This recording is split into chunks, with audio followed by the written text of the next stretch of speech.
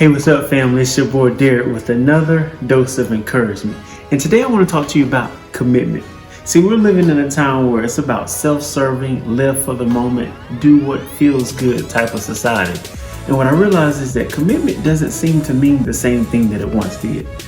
I remember hearing it said like this: in order to be great at whatever you do, you must be committed to whatever you do.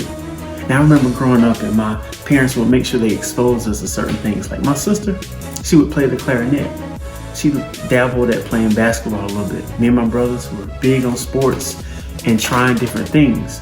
But without commitment, you lose the ability to be great at a thing. So my question today to you is, what are you committed to? Are you fully committed and all in to the things that God is calling you to be?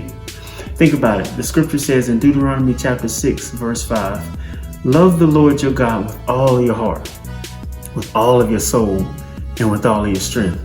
The reality is that your habits become your future. We are what we repeatedly do. And I'm realizing that commitment is so true. So in return to that, commitment then is not just an act. Commitment becomes a habit. So think with me for a minute. What would happen if you were fully committed to the things in your life? Think about it. Fully committed to your education. What if you were fully committed to your children? Fully committed to your marriage? Fully committed to your church? Yep, fully committed to God. See, God was fully committed to us. He sent his son Jesus to die on the cross for you and for me. Like he gave everything, and that's being all in. Today, I'm just wanting to encourage you to be fully committed.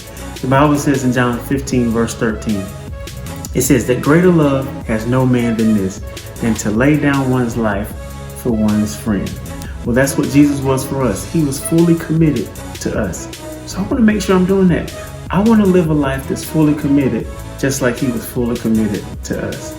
Now listen, we're living in some crazy times right now, and we all need more encouragement. So I want you to go out today and be encouraged.